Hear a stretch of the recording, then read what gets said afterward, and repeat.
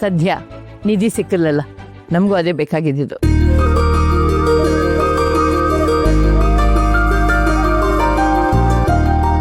ಸರಿ, ನಾವಿನ್ನು ಹೊರಡ್ತೀವಿ, ಬರ್ತೀವಿ.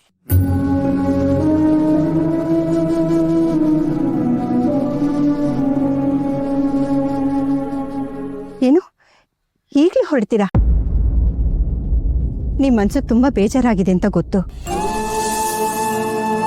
ತಾವೇನು ಅಂದ್ಕೊಳ್ಳಲ್ಲ ಅಂದ್ರೆ ಇನ್ನೊಂದು ಸ್ವಲ್ಪ ದಿನ ನಮ್ಮ ಜೊತೆ ಇದ್ಬಿಟ್ಟು ಹೋಗಿ. ನಮ್ಮ ಕಡೆಯಿಂದ ತುಂಬಾ ತಪ್ಪುಗಳಾಗಿದೆ, ದಯವಿಟ್ಟು ಕ್ಷಮಿಸ್ಬಿಡಿ. ಅಜ್ಜಿ, ನೀವ್ಯಾಕೆ ಕ್ಷಮೆ ಕೇಳ್ತೀರಾ? ಹೀಗಾಗುತ್ತೆ ಅಂತ ನಿಮ್ಗೂ ಗೊತ್ತಿರ್ಲಿಲ್ಲ ಅಲ್ವಾ? ಜೀವನ ಅಂದ್ರೆ ಹೀಗೆ ಅಲ್ವಾ ಅಜ್ಜಿ? ನಾವೊಂದು ಲೆಕ್ಕ ಹಾಕಿದ್ರೆ ಆ ಭಗವಂತ ಇನ್ನೊಂದು ಲೆಕ್ಕನೇ ಹಾಕಿರ್ತಾನೆ. ಅವನು ಹಾಕೋ ಲೆಕ್ಕ ಯಾವತ್ತೂ ತಪ್ಪಲ್ಲ.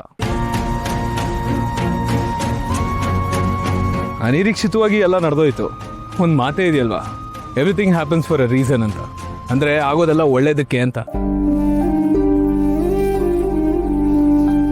ಸರಿ ಅಜ್ಜಿ, ನಾವಿನ್ನು ಹೊಡ್ತೀವಿ.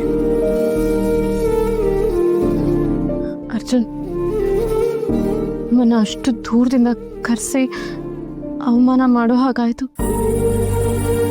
ಅನೂಪ್ ಯಾವಾಗಲೂ ನಮ್ಮ ಜೊತೆನೇ ಇರುತ್ತೆ. ಸಾರಿ. ಚೇ, ಖಂಡಿತ ಇಲ್ಲ. ನನಗಿಲ್ಲಿ ಒಳ್ಳೆ ಫ್ರೆಂಡ್ಸೇ ಸಿಕ್ಕಿದ್ರು. ಇದು ಬದುಕಿನ ಒಂದು ಅನುಭವ ಅಂತ ಅನ್ಕೋತೀನಿ ಅಷ್ಟೇ. ಇನ್ಫ್ಯಾಕ್ಟ್ ಕರ್ಣ ನನಗೆ ಇದನ್ನೆಲ್ಲ ಮೊದಲೇ ಹೇಳಿದ್ದಾರೆ. So you don't need to worry. Okay?